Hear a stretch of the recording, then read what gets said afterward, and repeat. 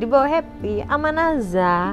Kalau cintanya pasti cinta, kalau sayang ya pasti sayang. Kalau nggak cinta nggak sayang nggak mungkin ada azam. Karena situasinya udah nggak aman.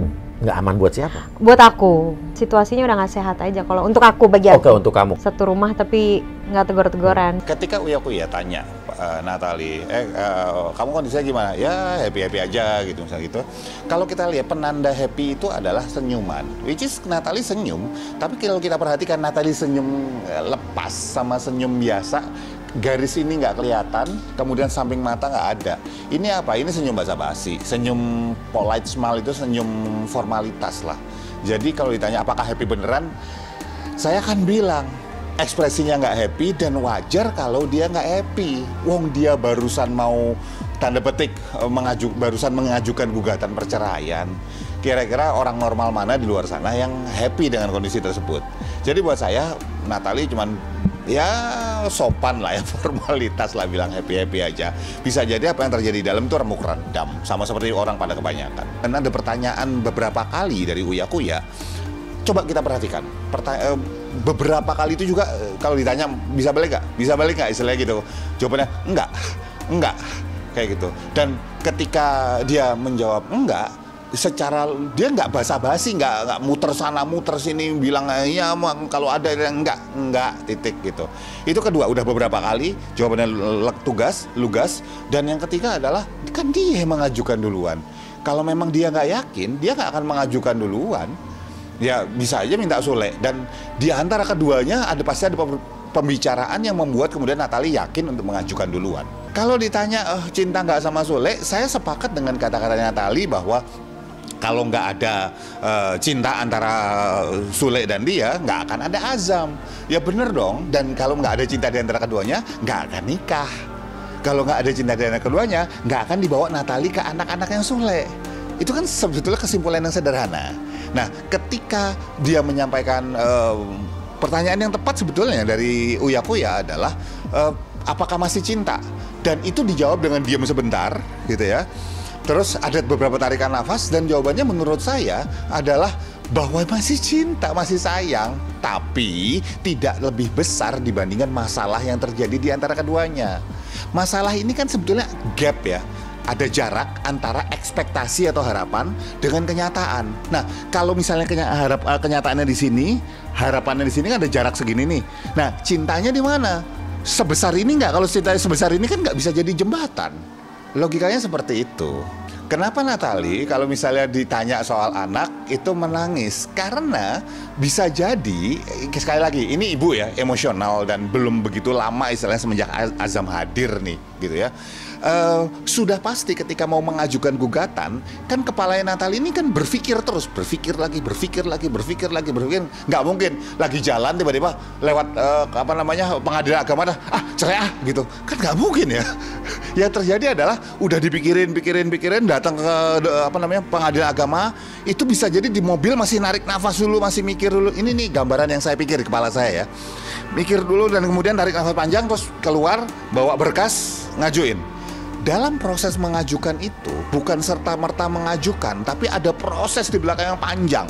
Nah, di dalam proses di belakang panjang itu sudah pasti salah satu faktor yang kemudian berpengaruh di dalamnya adalah anaknya, anak dia dan Sule.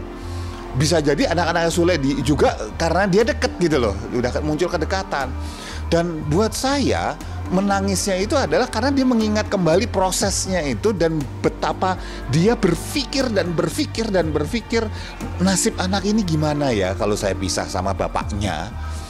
Dan itu pasti sudah bermunculan tuh berbagai macam bayangan yang bisa terjadi. Dan dia bisa jadi menangis karena salah satu ada beberapa bayangan yang muncul tersebut. Dan dia ingat kembali ketika pertanyaan itu diajukan oleh Uya. Itu kenapa dia menangis. Ini sebetulnya lebih bisa dijawab oleh teman-teman kita yang berkompetensi dalam bidang ini, yaitu bidang hukum. Tetapi kalau saya masuk sedikit lah, cerita sedikit ya. Kalau dalam kasus bukan ada salah satu orang yang salah, misalnya pihak ketiga dan lain sebagainya. Dalam kasus ego, masalah komunikasi, dan dua-duanya sama-sama keras, nggak bisa dimediasi, maka anak di bawah umur 12 tahun itu ikut sama ibu. Karena kenapa? Karena ibu yang punya, misalnya apalagi masih kecil masih menyusui gitu, kan ibu yang bisa nyusuin. Bapaknya emang bisa nyusuin kan enggak. Ya walaupun bapaknya mungkin bisa beliin susu formula segala macam, tapi untuk perkembangan psikologis, fisik, dalam hal ini ibu yang masih mendapat prioritas. Ya sebagai apa ya, sebagai artis, mungkin juga presenter, mungkin juga komedian dan sebagainya, ya cukup profesional. Tetapi kami juga selalu memohon siapapun juga profesional sebagai orang tua, baik sebagai ayah maupun sebagai ibu. Tentu perlu membutuhkan bantuan ya, mungkin ke psikolog gitu, supaya tetap ada komunikasi lah. Karena dalam setiap keluarga, apakah itu ibu sambung atau ayah sambung, mohon itu juga dikomunikasikan dengan anak-anak yang menjadi tanggung jawabnya. Mohon itu bagian dari kewajiban setiap orang tua dan bagian dari hak setiap anak untuk bisa mendapat perhatian yang serius dari kedua orang tuanya, apakah orang tua kandung ataupun orang tua sambung. Saya kira kita juga mengenal beberapa artis, ya, mungkin ibu sambung, ayah sambung, ternyata juga menjalankan semua itu secara profesional. Nah, itu perlu diapresiasi. Jadi mungkin dalam kasus manapun juga, termasuk mungkin kasus ini, kami juga memohon dengan sangat kepada para orang tua sambung ini tetap juga menjalankan tugasnya sebagai orang tua untuk bisa melindungi dan memberikan perhatian yang sangat serius terhadap anak-anak yang menjadi tanggung jawab. Iya, saya kira semua perceraian karena adanya komunikasi yang terhambat, salah persepsi dan sebagainya. Jadi mohon selalu melibatkan pihak ketiga yang bisa memediasi. Jadi pihak ketiga ini yang bisa psikolog, mungkin bisa ulama, sesuai dengan kepercayaan masing-masing. Tetapi intinya perlu bantuan. Karena kalau tidak, memang yang sering jadi korban adalah anak-anak. Jadi dalam konteks perlindungan anak, marilah kita serius menjalankan profesi sebagai orang tua di tempat masing-masing, sesibuk apapun juga.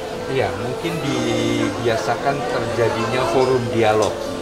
Jadi apakah rapat keluarga, apa ngobras, ngobrol bareng asik, atau sidang umum MPR, majelis permusyawaratan rumah, atau apapun juga ya.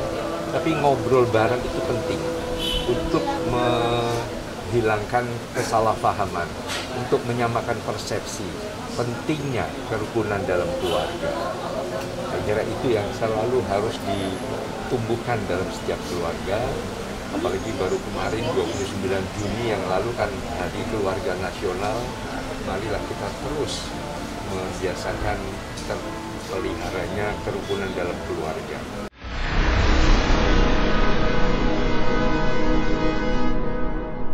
Jadi jangan lupa untuk subscribe Cumi Cumi. Ditekan ya tombol lonceng merahnya.